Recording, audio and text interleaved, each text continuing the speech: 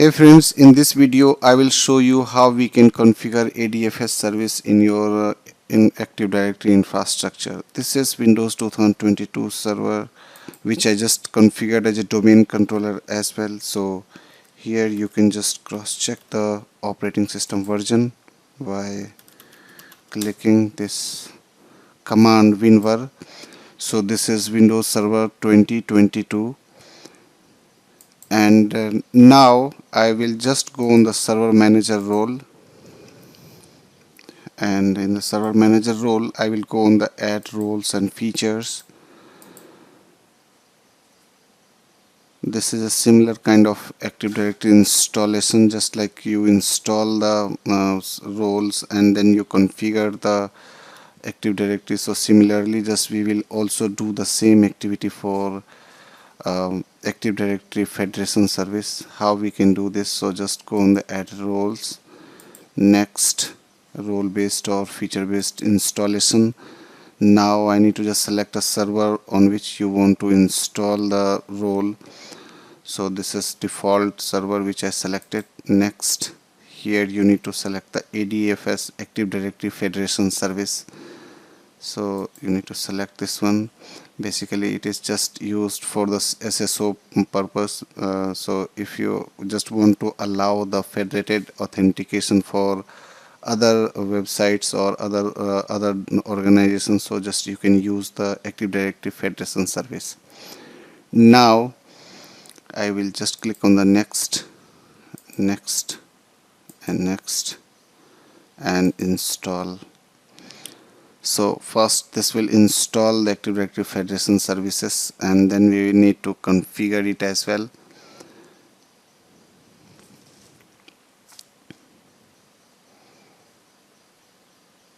Now you can see this role has been installed and it is just asking to configure the Federation service on this server. So you can just close this, or you can just click on the configure the Federation service, or you can go over here. This is the exclamation mark which is also saying that to configure the Federation service which you have just installed through the roles. Now I will click on the configure the Federation service. Here there are some prerequisites and some accounts which required for the Federation service. So this is the first Federation server in Federation server farm. So basically it's a kind of a forest. So similarly you just need, if you are just adding the server in existing Federation server farm, so just you need to select this one. But if you are going to install it on the first server, so just select the create the first Federation server in a Federation server farm. Now click on next, and here you need to specify the enterprise admin account. So basically it's just a default account showing info alias slash administrator. This is the current user which I just used to log on this server. But if you just want to change, so just click on the change and select the account through the credentials and password. So I'm just leaving it as how it is showing over here, because this is the default account administrator. And click on the next. Here you need to just specify the SSL certificate for the ADFS, because ADFS required a SSL certificate. So either if you have public certificates, if you just want to host your ADFS for publicly, so just you need to specify the public certificate.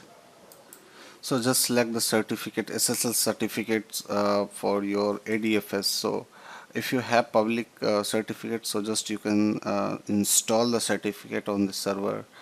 Or if you just want to make it live inside a local infrastructure or within an infrastructure, so just you can use the self-signed certificate or the certificate authority for providing a certificate for this ADFS. So currently I just created a certificate with a PowerShell command with this option, like subject is ADFS certificate, DNS is info dc.local. Basically this PowerShell command is used to create a local certificate, self-signed certificate for your infrastructure. So this is the value, thumbprint, subjects, these all are showing over here. So I will just select this certificate. and if you just want to verify the certificate, so just you can go inside the cert manager and you can check the certificate for newly created for your ADFS. So my certificate is already generated, but in your organizations just you create the certificate and then proceed, then you can select the certificate from this list. So this is the certificate, and here you can compare the things, because if you just I was scrolling, so it was showing the two certificates over here. So which certificate is the genuine?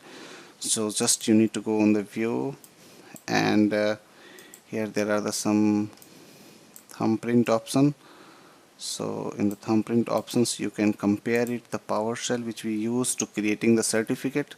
So this is starting from the 5DC, and if you see the certificate, this certificate is something different.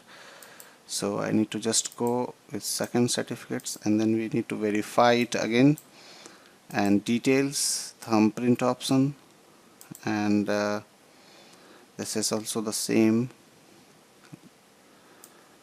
So just you can select the certificate as per how you have created. So I'm going to select this one, and now you need to specify the federation service name. So this is the default, this is the domain name of your infrastructure, and now you need to specify the federation service display name. Basically this display name will be available on the web page where user will log in. So you can specify a custom description of your domain, like I just specifying info alias user login page. So this will come on the description of the website of Active Directory Federation Service. So you can modify it later as well through the command prompt. And now I'm going to select next, and here you specify a account without admin rights. It doesn't require admin rights. So basically this is a managed service account, and either you can create it or you can specify if you have any existing domain user account. So I'm going to select and going to check the ADFS service. Basically this account I already created previously, so I need to go on the dsa.msc, and I will just cross check the service account name. This is ADFS service. I'm just copying this one and pasting over here and clicking on the check name. So this account is there, and I need to put the password as well. And if you forget your password, so just you can reset the password. Basically this password is required to manage your ADFS, and I just enter the password over here. Now I will go and I will put the password which I just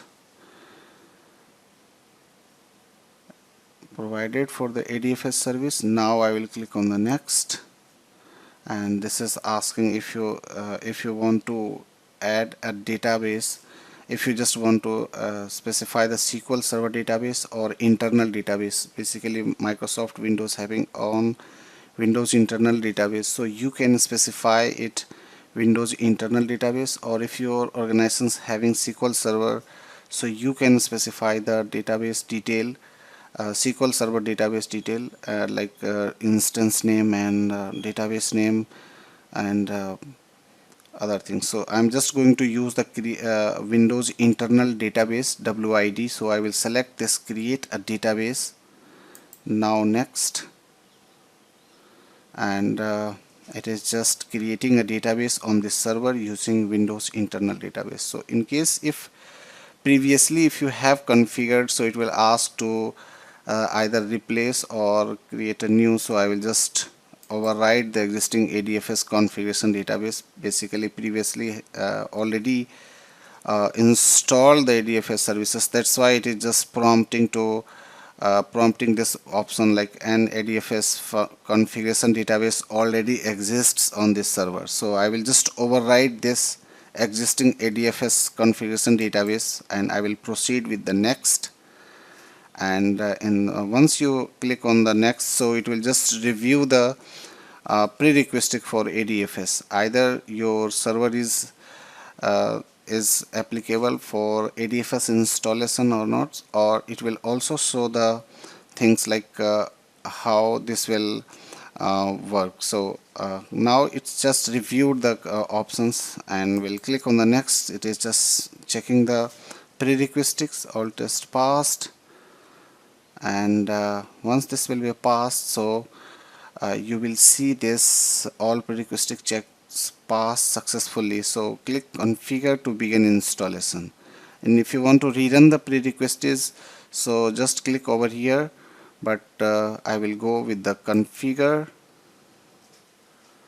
and it will show the things like SSL related configurations and other things including ADFS authentication and all. So let's wait.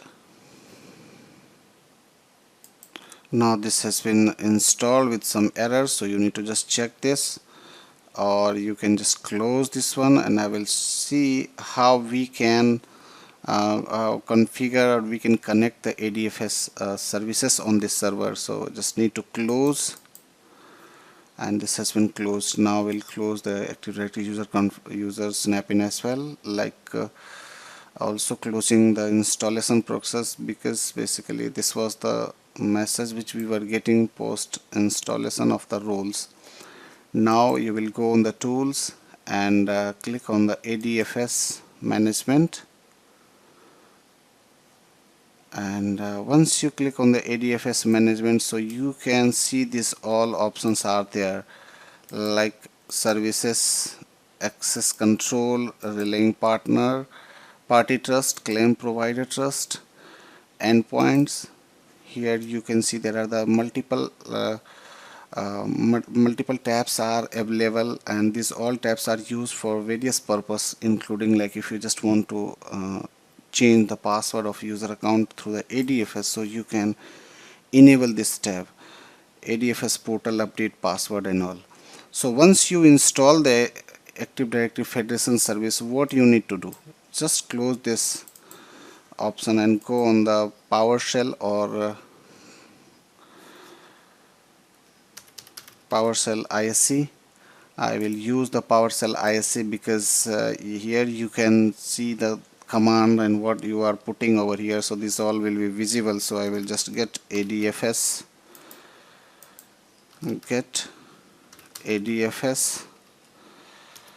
properties and FL star enable IDP. Basically this will show you that IDP is enabled or disabled, so I will just put it the run command, and here you can see this is false, so we need to make it enable. So what we need to do, we need to run the second command. This is set ADFS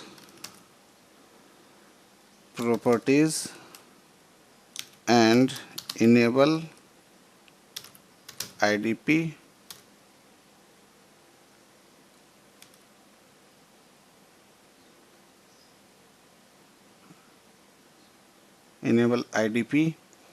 initiated initiated sign on page star dollar true. Now execute this specific PowerShell command,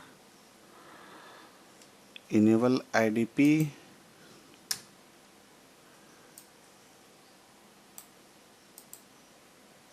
yes. So I just created a space over here, that's why this command does not execute it. Now here you can Now here you can check the URLs which is used for the ADFS. I am putting a command get ADFS properties and FL star full URL.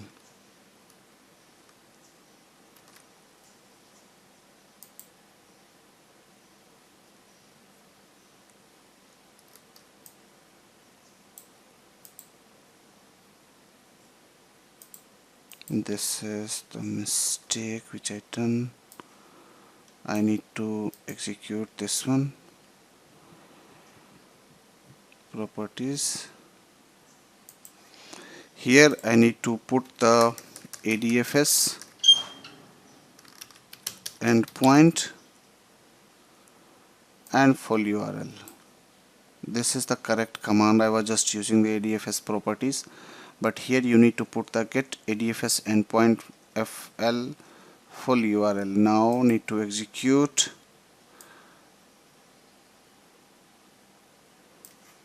And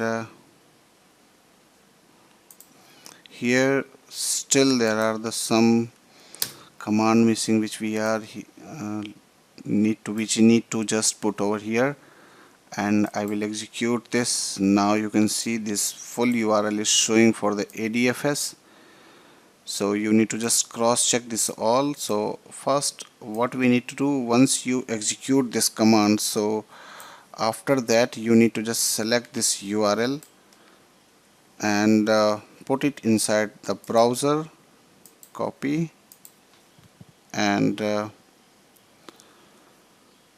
open it and paste it over here. And here you need to type the IDP sign on page and just put it over here, because my certificate is not valid, that's why you are getting the message. But if you are hosting it with the public certificate, I mean the certificate which you have purchased from any global organizations like GoDaddy or some others, so you will not get this message. So this is completely related with the certificate.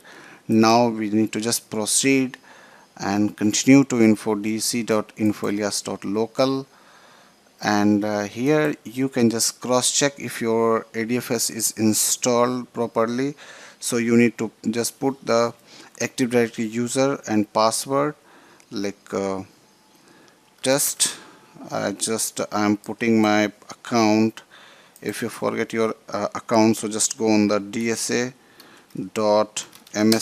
and search any account which you just want to cross check. So this is the test account, and I just forget the password. So what I will do, I will just go on the ADFS. I'm just putting the password ADFS at 1234 and ADFS at 1234, and I'm just clicking on the OK, and I will just cross check this infoalias.local. This is my domain, and ADFS at 1234, this is the password which I used in while resetting for the test account.